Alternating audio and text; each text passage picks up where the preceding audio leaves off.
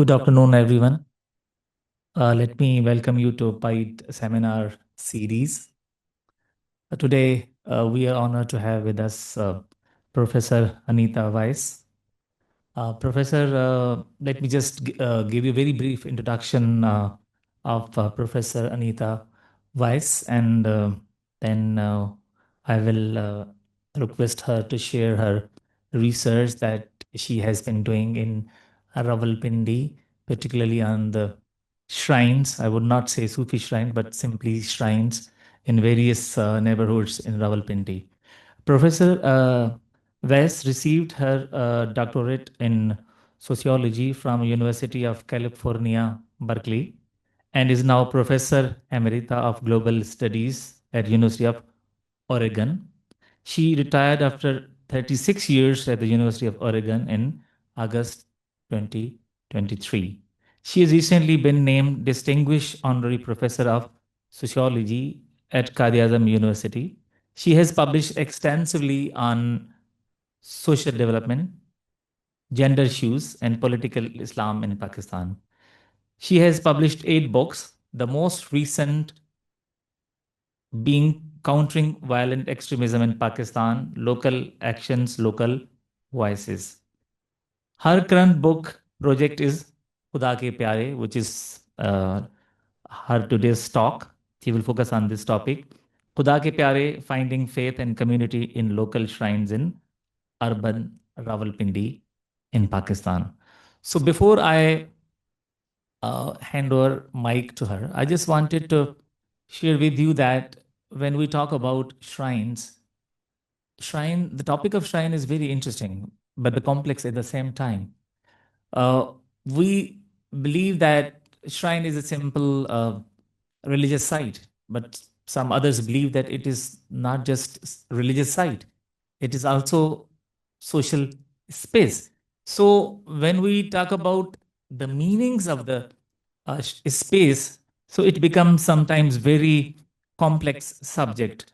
So as far as Rawalpindi is concerned, Rawalpindi has a rich tradition of shrines belonging to various Sufi orders, whether Naqshbandiya, Chishtiya, Qadriya, and some other Sufi orders. But interestingly, within each of the orders, there's a numerous sub-orders. Let's talk about just Qadriya Silsila. Within Qadriya, the most prominent sub-order that is whose shrines are found in Rawalpindi are Noshahiya. Like they are known as Qadriya Noshahiya. So, like these sacred spaces play central role in urban life of Rawalpindi. For my own book, when I was doing research on bazaars and darbar culture in Rawalpindi, I visited more than 50 shrines. Some of them are very well known, and some are very lesser known. I mean, they do not belong to any established Sufi order. So, two of the most prominent shrines. Anybody who's familiar with Rawalpindi are two most popular shrines: Shachanchara and Eidgah, the shrine of Hafiz Abdul Karim. His spiritual lineage goes back to Chura Sharif in Jhants Atak district. So with this, I just uh, request Professor Weiss to share her research that she's doing on local shrines in Rawalpindi. So before she should share her research, I just wanted to request you that in PIDE, not everyone know about shrine. So I appreciate if you just define how, what is your understanding of the shrine? Because sometimes we say Sufi shrine, but there are shrines which are associated with Hindus, Sikhs, and some other religious communities. So over to you, Professor Weiss. अदाबर्स मैं बहुत खुश हूँ कि मैं फिर pied आई है ये जो कमरा है पहचान लिया ये मेरा third या fourth talk इस कमरे में है पिछले 10 साल में। तो मैं पाकिस्तान बहुत अर्ज से आती जाती हूँ। मेरा ख्याल है ज़्यादा से ज़्यादा, I think only one person in this room was born when I first came to, not counting Zulfikar, two people, counting you and the. I have been coming to Pakistan for over 45 years. And I started studying Urdu when I was a graduate student at Berkeley. तो मैं आती जाती हूँ। आज मेरी तकरीर अंग्रेजी में होगी. But if you want to ask questions later or make comments later in Urdu, that's fine. If you could just speak a little slower. My other request is, because I have been a professor abroad for so many years, I would like to request, please silence your phones. Somebody's phone just rang. Please turn your phone off. If you have an emergency that you must talk to somebody, please leave the room and then make your phone call. Please don't talk on the phone in here. You will see that when a phone goes off, I immediately get distracted, because in the United States, we actually penalize students if their phones go off. So if you want to study abroad, it's good practice, right? So anyhow, so just first, I'll tell you that I started this book project a while ago, right after the pandemic was ending. I've already done field research in Lahore, but I must admit that when I came back from Lahore, I had gotten extremely sick. I developed asthma in Lahore in 1992, never had it before. And when I did the field research, Andrun Sher mein, Lahore mein, aur uske aspas mein, I became so sick that I actually, in the US, had to be admitted to a hospital. So that's what it took for me to give up the Lahore part of this research. And the reason I was going to do a comparison is because the reality of shrines in Lahore is actually very different from the reality of shrines in Pindi, because the shrines in Lahore tend to be very old. And most of the shrines that I visited were built sometime after 1947, after the exodus of Hindus and Sikhs from the area. Anyhow, let me begin. I will tell you, I don't usually give talks on research that isn't done more, But because Zulfikar asked me, and I can always talk about development implications of anything, I'm excited to give this talk to you. Okay? So I'll talk for a bit, and then if there's any immediate question, please ask me. Otherwise, I hope we can have a robust conversation afterwards. Okay? मेरी अंग्रेजी वाज़ी है? ठीक है? ठीक है. So shrines have long been the mainstay of Muslim life in South Asia, historically playing important roles as both religious and social spaces of syncretism. Most areas of Punjab are dotted with small shrines, which even date back over 1,000 years. However, such shrines tend to be a relatively new phenomena in Rawalpindi, because it's a formerly Hindu and Sikh area. Much has been written on the major shrines of Punjab, though very little is known about the hundreds, perhaps thousands, of smaller shrines which have played a major part in making Punjabi cities melting pots of religions, cultures, and traditions. As society today is undergoing massive transformations within Pakistan, so too are religious institutions and practices changing. In important ways, the resultant reconfiguration of religious authority has important implications for local practices and beliefs, as well as for local politics and power dynamics. In particular, shrines have become socially contested sites, places where surrounding communities, okay, it's fixed, good technology. Anyhow, I was saying, shrines have today become socially contested sites, places where surrounding communities may be continuing their historic engagement with the shrine, using it or using it today in ways different from the past, or where the state may be intervening to promote a different way of engaging with shrines and, by extension, with identity politics. I question if shrines are static cultural heritage sites, or are they religious spaces duly subject to change? And what are the development implications of these shrines in today's Rawalpindi? So as you can tell, that my concern is more with the extant position of the shrines, less with talking about a particular shrine connected to a particular order.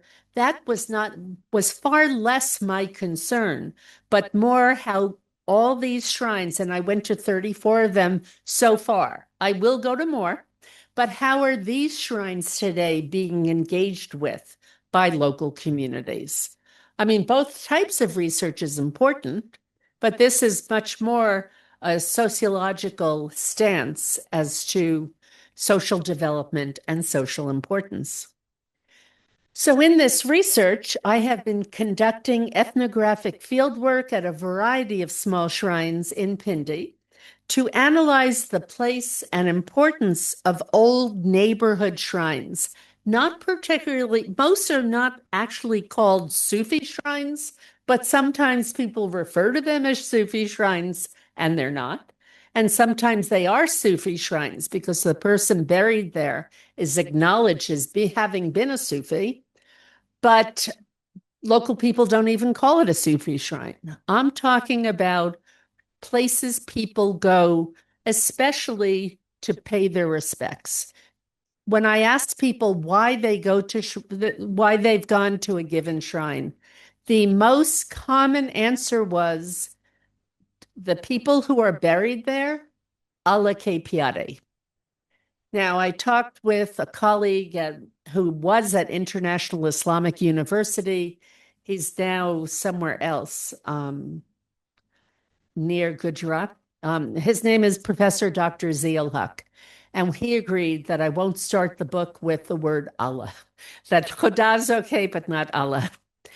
But I'm going to talk about this as I transition to talking about the development implications, about what do we really mean by Khuda ke pyare and the different levels that this encompasses. So what I was saying is, I've been doing ethnographic fieldwork. I've had 2 research assistants helping me. Both women have recently completed their MPhils in sociology at Quaid-e-Azam University, and were very enthusiastic about actually getting hands-on experience doing this work. So we've been looking to analyze the place and importance of these old neighborhood shrines and explore how the shrines are currently being engaged with now by the local public as well as by the state. In addition to recording oral histories of these shrines, I've spoken with many custodians, Gadi Nashins, the successor of a trustee of a Sufi master or a pir. I've talked with many of these custodians. I'm grouping all the different people, Gadi Nashins, pirs, vagera, as custodians in English. So I've talked with them about their social roles, with many people at shrines about why, and I also talked with many people at shrines about why they go there and their social relationships even with one another. We found that many devotees briefly stop at their local shrine during their daily routines on the way to work, to markets, or to hospitals, underscoring how shrines blend religious devotion with social rhythm and urban routine. Many people spoke about health issues, financial worries, or emotional struggles, explaining that shrine visits give them comfort, clarity, and hope. So I think I've covered this, but I'll just reiterate why investigate lesser-known shrines. They're important within the local community. They very much so serve very important purposes, not just one purpose, but many. And then they're more syncretic from different traditions in a given shrine. And also there's far less government oversight. Auqaf has oversight, especially for the collection of monies at given shrines, but it doesn't really have oversight for how the shrine should operate.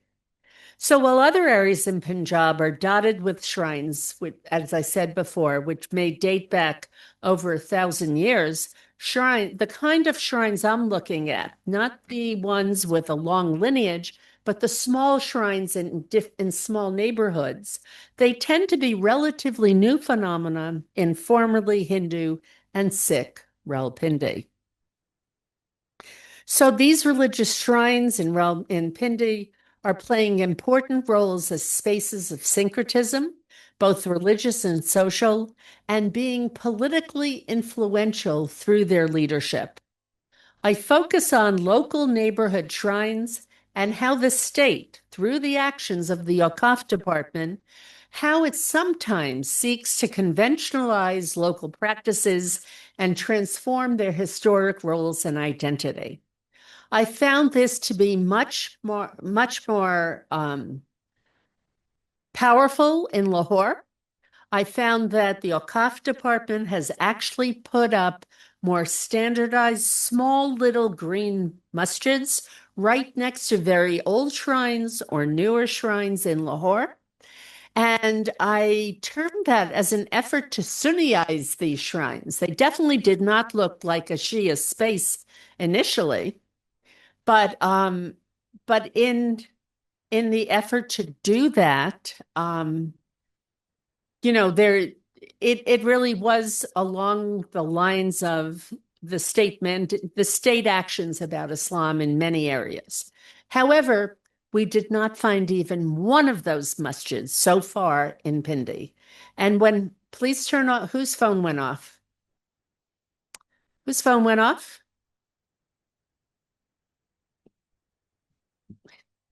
Because now you see I stop, I get distracted. I asked you at the beginning, please turn your phones off. Please turn your phones off. Somebody walked in late and didn't hear my plea because it does distract me. We don't allow it where I have been a professor for so long. Anyhow, so where was I? Huh? Right. So, right, we haven't found this effort to Sunnyize them in Pindi. And the Auqaf seems to have much more of a hands-off policy in Pindi than they have had in Lahore. But, okay. So I was saying, I've also interviewed various local religious leaders and official personnel in the Ministry of Religious Affairs and Interfaith Harmony to understand how they perceive their roles and the importance of the shrines, as well as I have interviewed many personnel in the Auqaf Department who've played a supervisory roles for many of them. As I was saying before in previous research that I had done in Lahore, I had been interrogating why standardized mosques have been built beside many of these shrines, and the role the state has been playing in its effort to structure a narrative around these shrines and conventionalize, as I said before, indeed Sunnyize local practices and try to transform their historic role and identity. But surprisingly, while this has become a common phenomenon in Lahore, it's not been the case in Pindi, and this is for some reasons I'll discuss in a few minutes. Just to spend So this is one of the peers who over here, and he is also can also be seen over here. And what I find fascinating about this man is that sometimes I have seen him sitting there talking to the person in front of him, such as here, while also having his Apple for to connect to the iPhone and talking to somebody somewhere else, and sometimes even holding up a phone. And he was talking to somebody in England once, and he was talking about different things and giving them different directives. People were talking about infertility. People were talking about the need to get a job. Somebody was also talking about because he told us afterwards, their sense of they want to feel closer to God. So he was trying to reassure them with that. We also watched as he wrote out prescriptions of things that should be bought, and you mix it in water and then you drink it. I will admit, off the cuff, I will admit that he he gave them the prescription and he told them how much this would cost them. But I and my research assistants went to the same place. I did not go in because once I go in, everything, they see the foreigner and why are you here? But I sent in Farwa and Nabila, and so if you just go on your own, it was half the price. But if you go on his recommendation, the cost of the ingredients in the drink you were to have was about double, which is very interesting. Anyhow. So as I was saying, shrines are a major part of life in Pakistan and Muslim. This is just by background, a little bit. They are they are part of life in Pakistan and Muslim South Asia. Most conversions to Islam in South Asia have historically been through Sufis who based themselves around shrines and who were then venerated with their own shrine after their death. Most Sufis in South Asia were part of a tariqa, as Zulfikar was talking about earlier, which also gave these shrines a common connection. But shrines also have syncretic importance as being critical avenues of interaction between Muslims and non-Muslims in the past, and in many cases today as well. Historically, shrines and their sajid and nashins and descendants of a Sufi or pir at a shrine, which I'm now including in the category of custodians, they've also played a political role, such as in the 1940s when these custodians helped popularize the All India Muslim League and the demand for Pakistan in Punjab. In this environment, we find no dual identity shrines, which have sections for both Hindu and Muslim veneration, like ones that Zulfikar has identified in syncretic Sindh. In fact, I will admit, I'm going to refer to Zulfikar Khusro's work a lot in the final book, so don't worry about that. Anyhow, but he wrote about shrines that have sections for both Hindu and Muslim veneration in Sindh, but no shrine that I visited either in Lahore or in Pindi have these dual identity shrines. In Punjab, especially in Pindi, the vast majority of Muslim shrines that memorialize an individual or individuals who once lived, actual people, and they talk about them. Sometimes they even have their photograph there, but the shrine itself has it written about who lived and the years they lived. And then they may also have some graves in the shrine of some of their descendants. So the extant scholarship on shrines in Pakistan has largely focused on the culture of the shrine itself. Other scholars further contextualize the developing political framework of shrines and like I said before, their importance in the 1946 elections, which decided the fate of the British Indian Empire. In addition, it's been shown how shrine architecture developed as a political response to changing circumstances in 19th century Punjab, and how the post-colonial Pakistan state appropriated shrines as I think that's outside, right? They appropriated shrines as spaces of modernization and for furthering their view of a singular Islam, that there is one Islam. Several works have focused on specific, large, well-known, politically significant shrines, but missing in the larger mosaic of shrines that describe this is the existence, place, function, and role of the large number of smaller ones that I'm talking about today.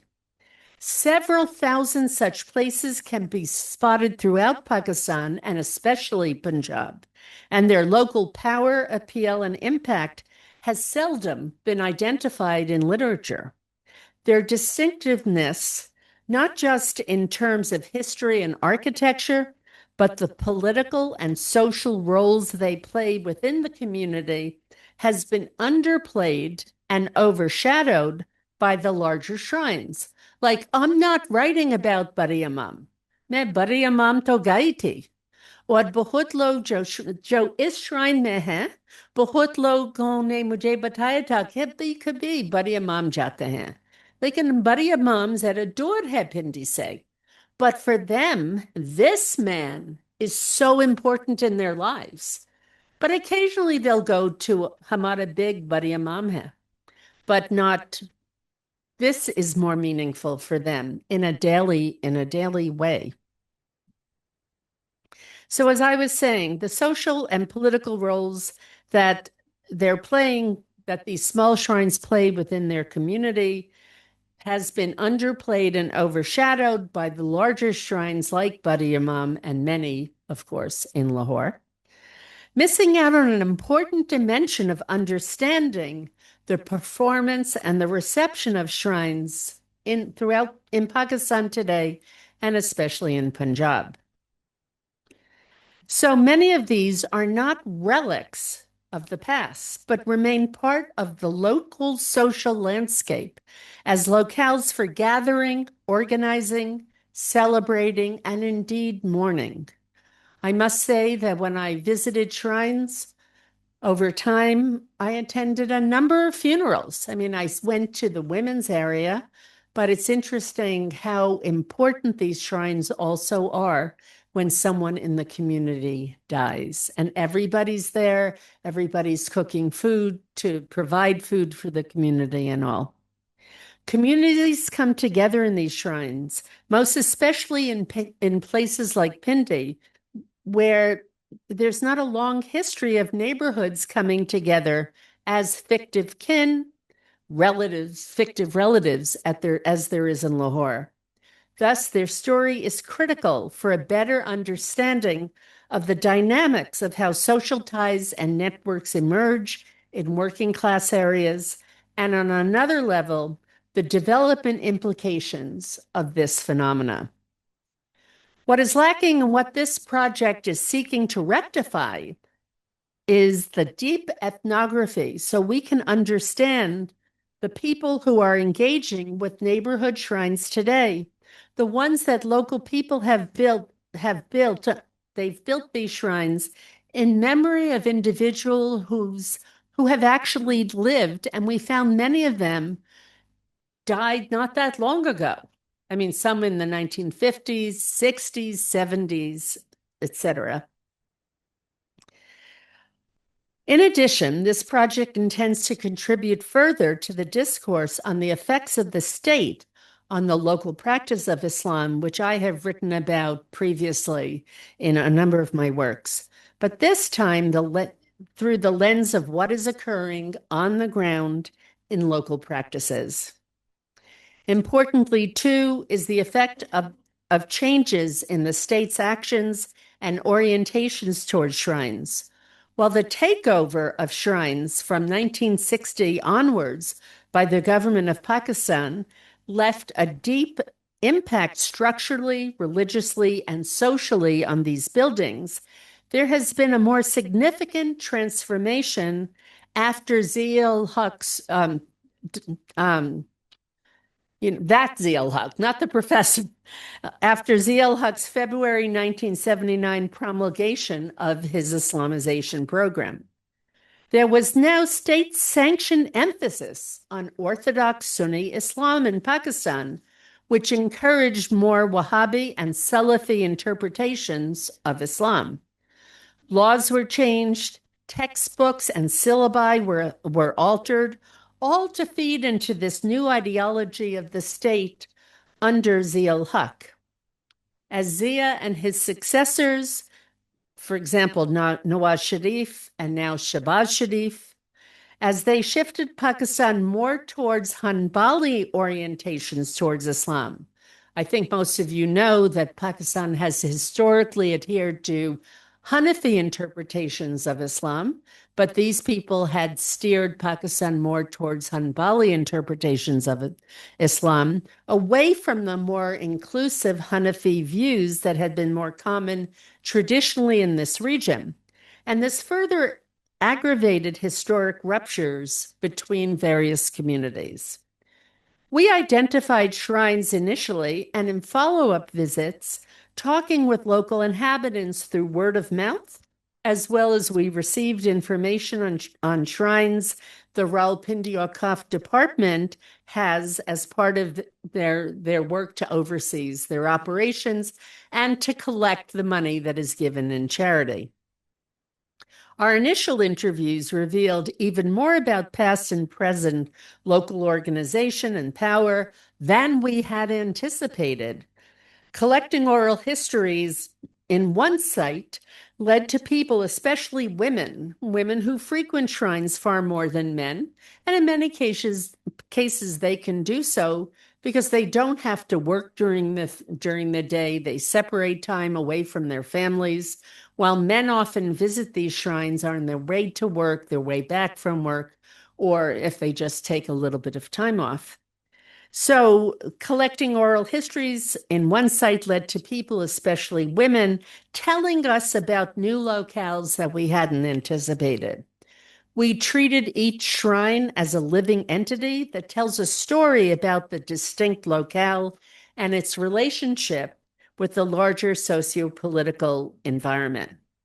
So my focus now is on investigating the importance and contributions of these shrines in creating a collective communal consciousness, which has important development implications. I'm exploring, as I said, how devotees interact with shrines and their custodians, khadims, sajanashins, gadinashins, peers, and all.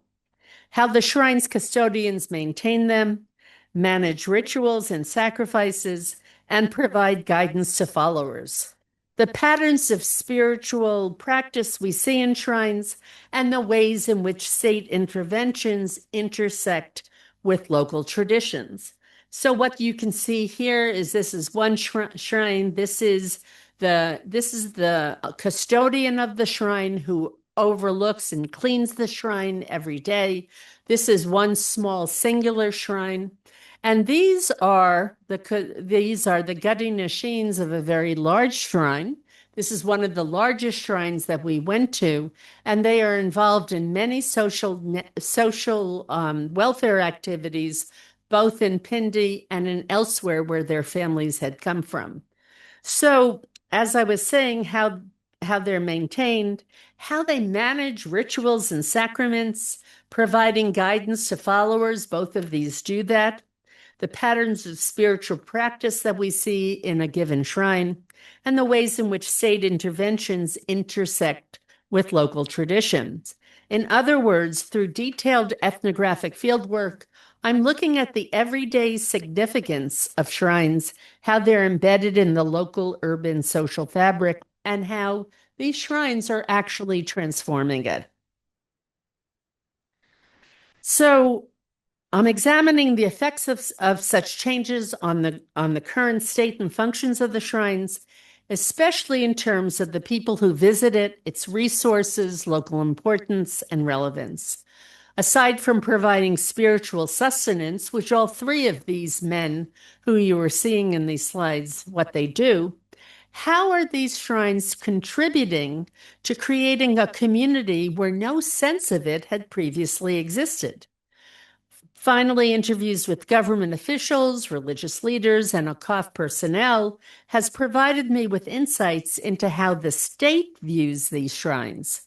My hope is that this study will significantly enhance our understanding of the local expressions and dynamics of the syncretic dimensions of the practices of Islam, spaces of intra and interreligious dialogue, contribution to the creation and maintenance of a local social consciousness, and how this can possibly be mobilized to promote the community's empowerment and development.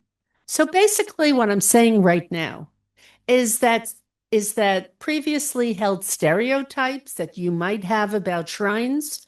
Some people think that the caretaker, Gadi Nashins, are just doing this to make money. Some people believe that they're doing it for their own spiritual benefit. There's so many different stereotypes. And my argument here is that's not quite the case. There's a lot of things that are happening in these shrines that even the custodians may not realize. But between talking, especially with the custodians and the people who go to the shrines, it's opened my mind to various dimensions of what's actually happening that I'm going to address right now. So as I was saying, when we explore on the ground, we find shrines serving as far more than sacred spaces. They are central to the everyday social and cultural life of urban communities, and especially to the mahallas that surround the shrines. Everybody in the mahalla, in the neighborhood, knows the shrine, and everybody has come to the shrine at some time. They're not merely religious monuments, as I actually indeed once thought. They are dynamic spaces of gathering, healing, and belonging. They represent how spirituality and community persist within modern urban areas and modern urban contexts. They offer unique insights into the lived religious practices of the local people, and they often sustain rich networks of community engagement that are crucial to understanding both local social and power dynamics. They function as sites for spiritual guidance, healing, social cohesion, and even informal conflict resolution. These different peers who we met have told me how engaged they are in resolving any conflict in the mahalla, in the neighborhood, or amongst people who come to the shrines. So we can group the kinds of shrines observed, which are embedded within neighborhoods, serving primarily local populations. So of the ones I visited, we can see some of them are historic shrines with origins predating the partition of India, British India, I should write, the smallest of all four groups. There are actually very few of these in the Pindi area. Relatively newly established neighborhood shrines, I would say this is the largest group that we found. Shrines formerly managed by the Awqaf department, and also shrines maintained informally by families or community members. We actually went to one shrine that I have deleted from our list, but maybe in 10 years it will, maybe in 10 years from now, it will be appropriate to talk about, because the woman who was the custodian of the shrine, the person buried there was her brother. And so she was making a big thing about the miracles her brother had performed. And we looked at each other and said, for us, this does not qualify as a shrine. We did not meet local people whose lives revolved around it. It seemed it was something she was trying to establish. So anyhow, as I said, sometimes they're maintained informally by families or community members. I did go to some shrines in, near Sutter, deep in the poor urban area of Pindi, where the shrines were taken care of by families and community members. I think I've included a slide of that shrine. And it's like they talked about the people who were buried there as if they knew them so well, but some of the people have been buried there for 50, 60, 70 years. So what I was saying is thus far we have visited, me and my research assistants, we have visited 35 shrines thus far, capturing a strategic cross-section that I was going to show you on a map. I meant to bring my big map, and I admit I just forgot it. I've had it framed. It's really, at some point, if I ever talk about this research here again, I promise I'll bring it. But spatially, you could see it covers the whole of the city of Pindi. And I find it fascinating, just 35 shrines, and how congregated they are in areas really where people live.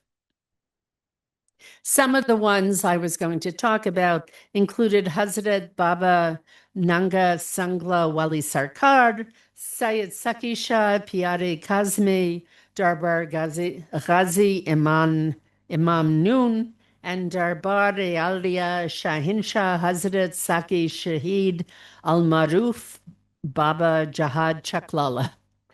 At each shrine visited, we began with simple participant observation, like you can see we were doing here. And I always tried to be respectful of women, not to actually take their photograph.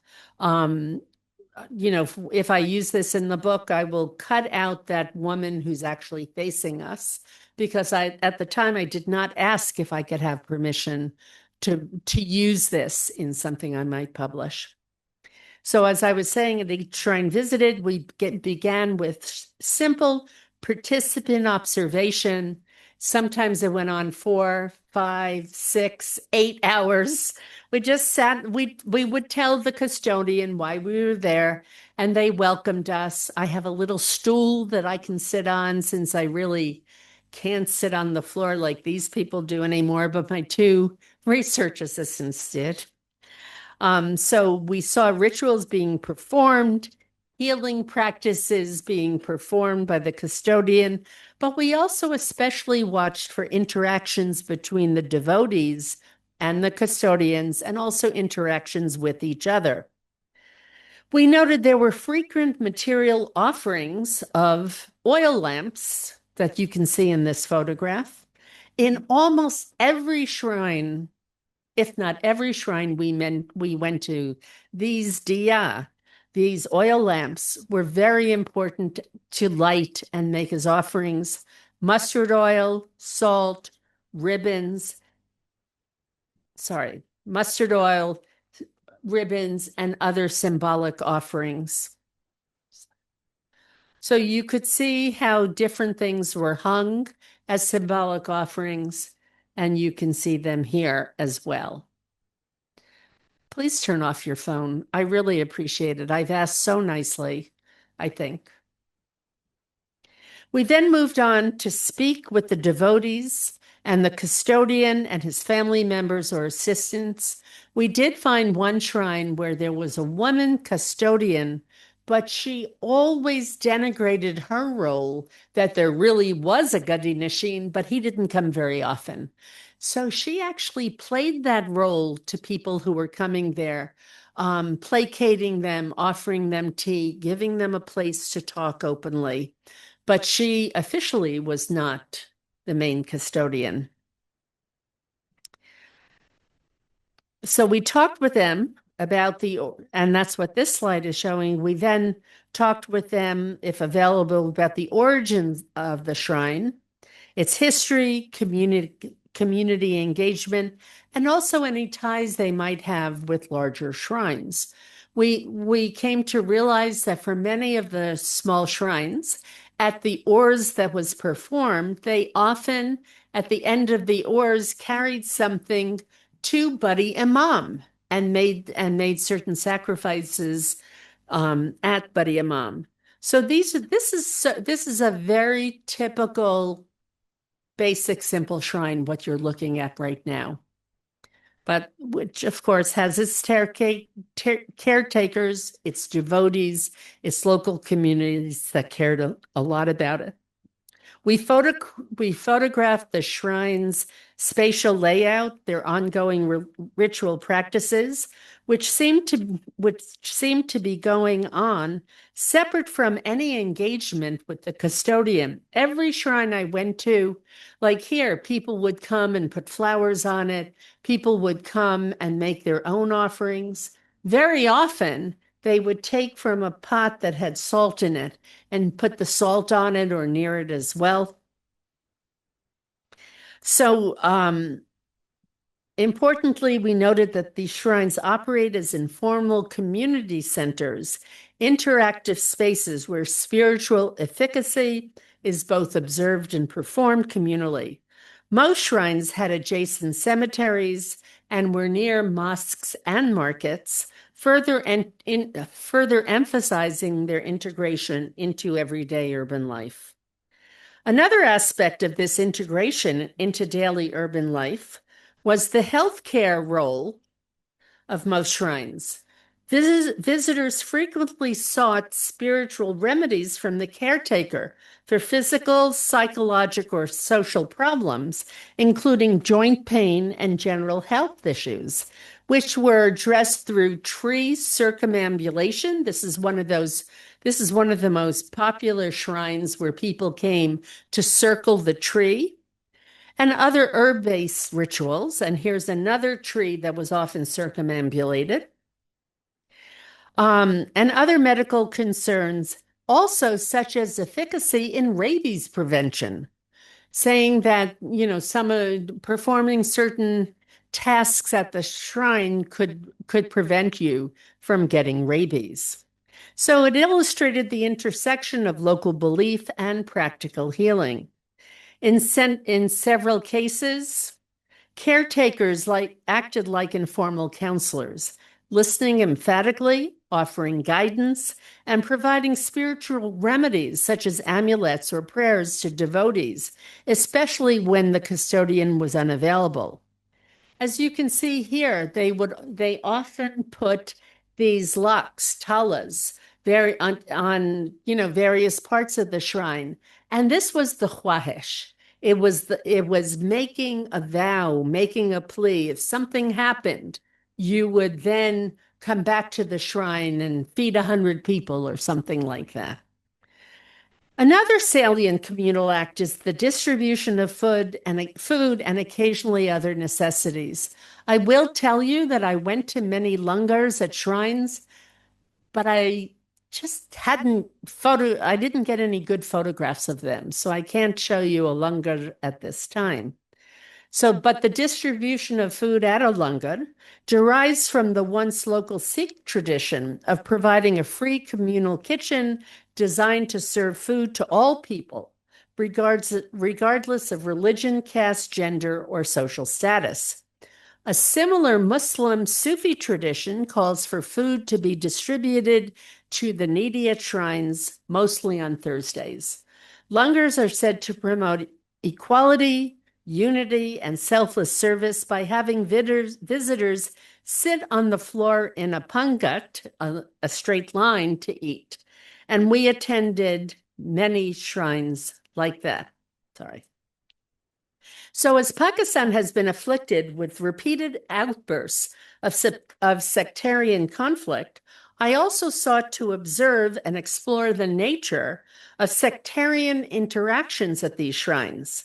I found that while most shrines identified with a specific Muslim sect or subsect, Shia hai, Sunni hai, Barelvi hai, mostly, but they also welcome visitors from all Muslim groups. I asked the custodians, at a Shia shrine, do you ever have Sunnis coming here? And they enthusiastically, in so many cases, said, Oh, yes, Sunnis come here, Christians come here, Hindus come here. We don't turn anybody away. And they don't turn anybody away at the langar.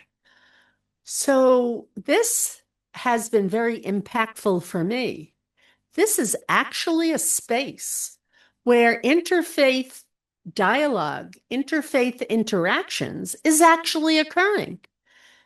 And I question if you can identify at the end, it's almost over. I question if you can identify other places that promote interfaith harmony like that.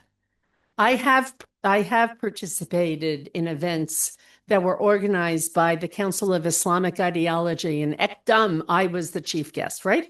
Because they were promoting interfaith harmony because I had asked if they did this and they showed me they did, but it was very rare. It was only like when somebody like me asked for it. Anyhow, but that is one thing that I find especially interesting about these shrines.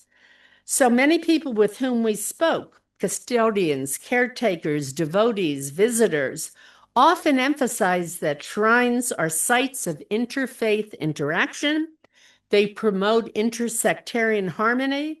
No one at any shrine that I went to reported any incident of interfaith conflict at their shrine. A few places, like in Westridge and elsewhere, they told me where there were conflicts, Torasa Dordhe, they can shrine K under Nihita. And I think that that's something that we should pay attention to. This pluralism suggests that these shrines also serve as spaces for social negotiations and communal cohesion, even in contexts where sectarian tensions exist but haven't penetrated into the shrine. So we found that smaller shrines, in conclusion for this part, we found that smaller shrines, though less visible, are uniquely embedded in local urban social life, functioning as both spiritual and civic institutions. They function as sites for social cohesion. For social cohesion, we can say facilitating interfaith interactions, providing spaces for communal engagement, including hosting funeral gatherings, community meals, or Urs festivals organized by local committees. Knowledge transmission, also rituals, prayers, and practices are taught by custodians and learned through participation. And finally, and this to me, as a sociologist who has looked at this throughout Pakistan, they also function as a site for community resilience. Shrines often provide guidance and support in times of personal and collective crises, or simply a moment of calm amidst the city's rush. They preserve heritage and artistic traditions, including qawwali performances and poetry recitations, and the Or's rituals keep cultural memory alive. They act as bridges between past and present, connecting modern life with ancestral spirituality. So the development implications, there are so many we can talk about. And for this, I welcome your questions. For development implications, the first, of course, something I've talked about a lot, community building. People in the community all at some point go to that shrine. No matter of their, if they are Shia, Sunni, Christian, Hindu, not here. He has to go out for a smoke. It's okay. Oh, okay. Anyhow, so community building. One thing I said to you before when I asked people, why do you come to the shrine? And they said to me, Allah ke pyari se. They wanted to pay respect to Allah ke pyari who's buried there. But also by extension, the respect is paid to other people at the shrine, living, the devotees who come to the shrine. And then some people talk to me by extension to all people in their neighborhood who care about the shrine. and by extension, to all people in Pakistan who are also Allah ke pyare, or we can say Khuda ke pyare. So community building, good governance. You know, you could say some of the custodians may not be straightforward and upright. That's true. People are people. But it's interesting how governance, how they were engaging with the local community, and that is one of the goals often of development interventions. Health information, education. Almost every shrine that I encountered had some way of educating local people about actual health needs, aside from psychological ideas about mental health and the like. Social development, obviously, we can see is being very important in these sites as well. So as I said, this is preliminary. This is not, I mean, I've been doing it for about 2 years, but it's something that I want to continue to pursue. I've closed with this photograph because this is the pier at another shrine. And you can see this vast space behind him where people gather in the hundreds. And there's a space in front of him where you could even have people in the thousands. And I did speak to many of these custodians about, do you ever organize events to educate people about upcoming local elections? But you have neutral events. And each one said, well, that's a really good idea. We should do that. And I talked also about, do you ever have group meetings just for women to talk about women's needs and women's empowerment? And so many of them said we should do that. This man who is the pir at this shrine is also a school principal. So he's very focused on education just as in his own life and what shrines can do for this. So thank you for listening. And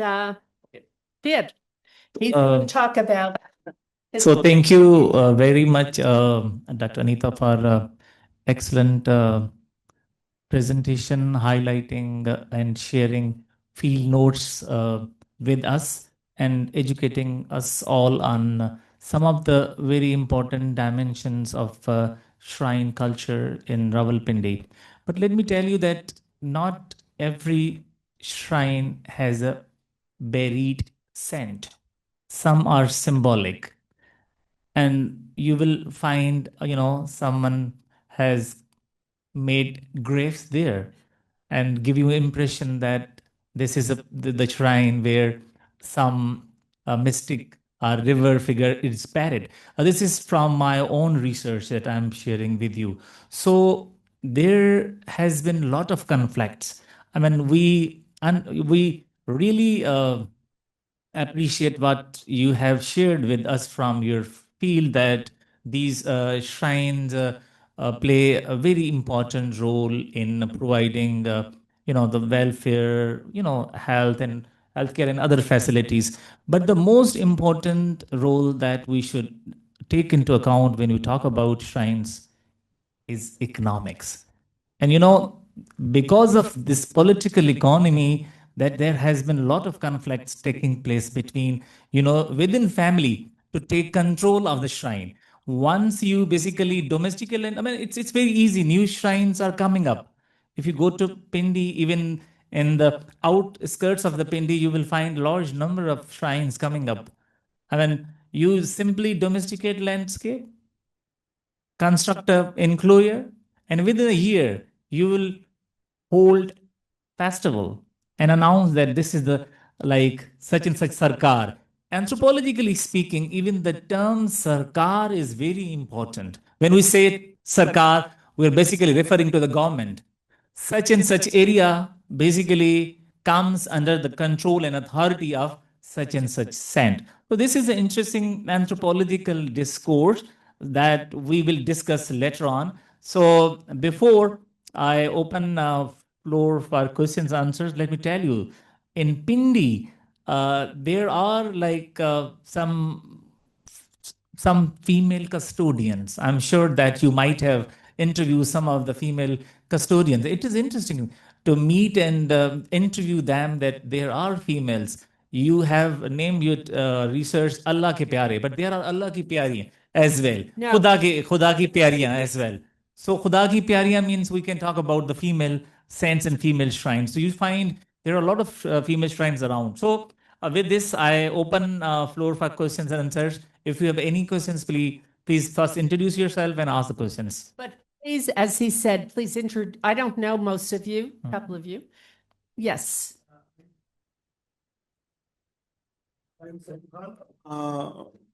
Working as professor of economics at PIDE here. Actually, my question is made easy by Dr. Zulfikar by considering political economy aspect.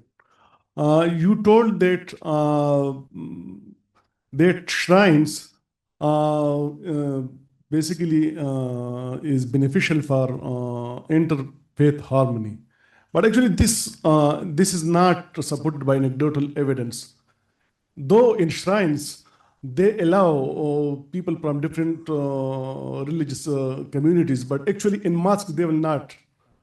Well, I'm not talking about a mosque. Yeah, so take a very good look at this finding because Absolutely. yeah, and similarly, another question that I would like that you add in your findings, that welfare activities and other type of stuff, they are not just done merely for social welfare. Actually, their rents, or you can say their income, is associated with the number of followers and in these activities. So you should consider this aspect as well in finalizing your findings. And finally, you told that in Pakistan, the religious tradition was Hanafi, but it is now transforming to Hanbali. You can say it, but actually, and you also talked about a political party that actually they are contributing in it. But actually, the most important thing in this aspect is Afghan Jihad. So it is not political party. Actually, it is the interaction between Arabs and local communities, and actually that might come from this interaction. So also you should have a very good look on this. Thank you. Okay, thank you. I'd like to respond to all three things that you said. First of all, absolutely, I would never say that masjids are spaces of interfaith harmony. They're not. And so for some reason, somehow, I was surprised. I first saw this actually in Lahore. The imam of the Badshah Masjid had told me of some places he wanted me to visit. I've come to know him well from the work that he was doing promoting interfaith harmony in Lahore previously. So I went to some of these very tiny shrines, and yes, they are spaces that promote interfaith harmony, but no, not at a mosque. Absolutely, and I never said masjid. Secondly, about you said about welfare activities. This is one thing that different shrines are engaged. They're engaged with differently. Some shrines have very, very vibrant activities that they're doing. Some have schools for girls and boys, or they're involved in other types of welfare activities. Some are not. I went to one shrine in Pindi that the only person we met who was as a custodian, he said it was really his two brothers who ran it, but they both work. And so he was at the shrine all the time. He was a heroin addict, and he would sit at the shrine and people would come and they would do their thing. And he was just enjoying being there. This man was not involved in any type of a welfare activity, but he also enabled the space to be a place where local people came, they could sit down, they could get some type of psychological support. Okay. But the third point of your question, I disagree about Afghan Jihad or Arab or anything. This really began during the time of Zia Haq. And with the February 2nd, 1979, the transformation and his introduction of the Islamization program. And then over the years after that, with Nawaz Sharif as his disciple, It was a gradual transformation from valuing Hanafi interpretations of things to the more closed-minded Hanbali. And so I'm not talking about the influence of, Afghans who've come here who are more like Eleh Hadith or something. I'm not talking about that. And our research is very different in this way. For Zulfi's research, he identifies the shrine, what the ancestry of that shrine is, what religious order it might be a part of. You notice I didn't tell you the names of the different shrines because that is less important for my research. If I start to identify the names, then you're only going to think that's true of this one place. I'm talking about generalizable significance in these places. Thank you. Let's take another question. Anybody, please? Question or comment? Can you give him your, no, he just walked away. Thank you for your presentation. This is Farhan Abbasi from History Department, a PhD scholar, and I'm also working on sectarianism in Rawalpindi. As born in Rawalpindi, so shrines in Rawalpindi are both my personal and academic interest. So there's one question. You talked about lesser known shrines in Rawalpindi. I assume that means that the devotional site or shrines are being visited by lesser number of people annually.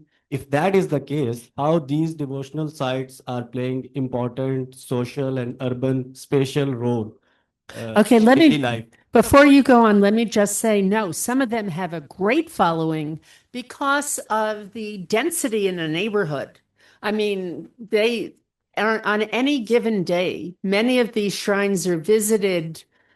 Some are not, but most are visited by scores of people. And Thursdays, weekends, you can get a few hundred, even at a small shrine.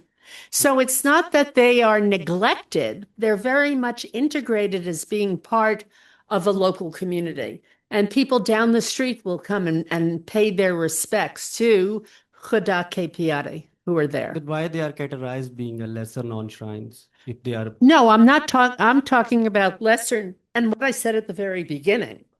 There are many shrines in Pakistan that have been documented by many historians who both of us know about.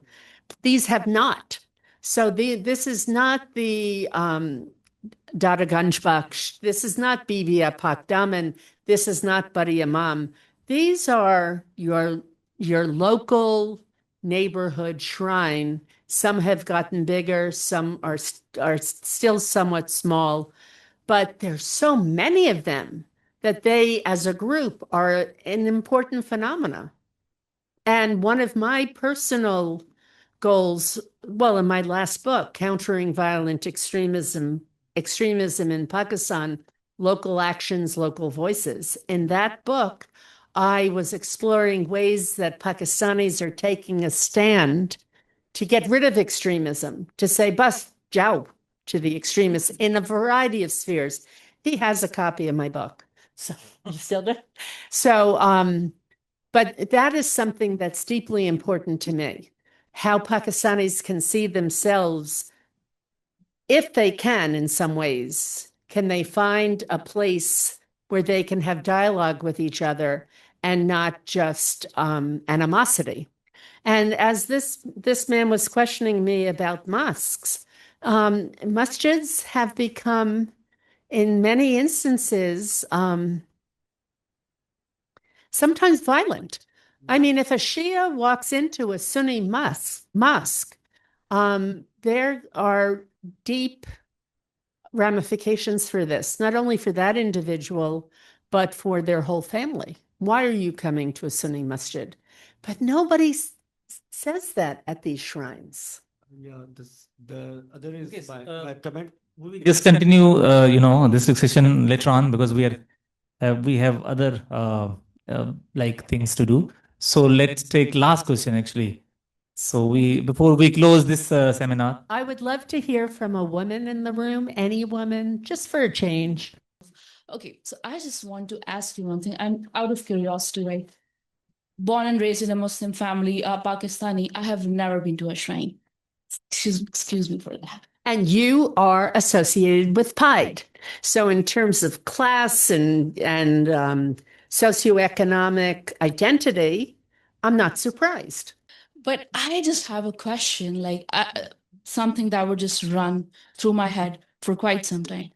I just want to know that, like, you have been part of the shrine, like, you know, the study you conducted and all. What do you think? Was it like placebo effect, like, or people were actually being cured or whatever?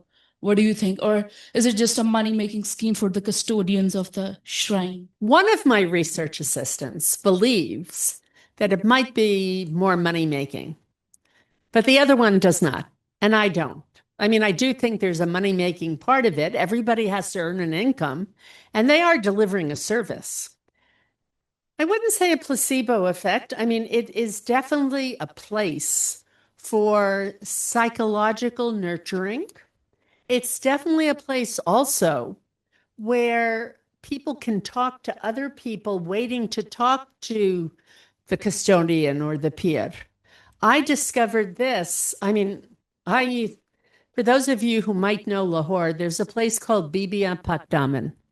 And I actually wrote a book that I did the field research in 1987. The title of the book is Walls Within Walls, Life Histories of Working Women in the Old City of Lahore. And Bibia Pakdaman is right outside of the old city. And I used to frequent going there on Thursday nights. I also went to this other woman who was like, people called her a saint. I mean, there is no category to put her in, but she would be at an outside area, and there would be two long rows of women in front of her. And as their turn came, they would all, scooch over to get closer to her, as the person talked with her and left. In both instances, these were places that families allowed these women to go to. They were seen as spiritual sites. There was nothing disrespectful about going to Bibia Pakdaman or to going to visit this saint. And so women who normally could only talk with their own relatives were not only received sustenance from Bibia Pakdaman's caretakers or from this other woman, but they talked with each other, which was so beneficial. They heard about opportunities from each other and made networks. We talk about networking in higher education. That's the only way they made networks outside of their own families. And I have seen this also at shrines in Pindi. The creation of networks, somebody has a problem in a mahalla. And I saw this also especially at the langars, where everybody's freely eating and drinking and having such a nice time talking. Yeah, Please, Farah. it is just a short comment. Okay, I have been to some shrines, and the place where I get married, it's near the Rai Chanab, or wahan par there is a shrine which is very popular. The thing I would like to mention is about the economy of these shrines, that there is an annual mela over there, and mela is a big source of the income generation for the local population. Once I visited the mela, and there were a lot of shops, the swings, and everybody culturally at the community gathered over there. And it's a big economy boost for the local producers, and even people from the nearby towns, they also come there, purchases and all this fun. So shrines are a big source of Yes, and all the economy. little shops leading up to the shrines. Yeah. Sometimes, even though they're small shrines, some of them are bigger and they have a lot of shops catering to them. Absolutely. And the mela and the urs, those two things. So mela is being a very, historical culture of not only Punjab, but, Sure, you can take me to that shrine anytime. Yeah, and I'll show the video. I have the video. I'll show you. It's very beautiful. Well, let's close this seminar by thanking you, Dr. Anita, for sparing her time and coming to PIDE once again. I think this is your third time. No, more than that. Oh, so thank you very much coming again and again to PIDE Yeah. to share your research with us. So thank you.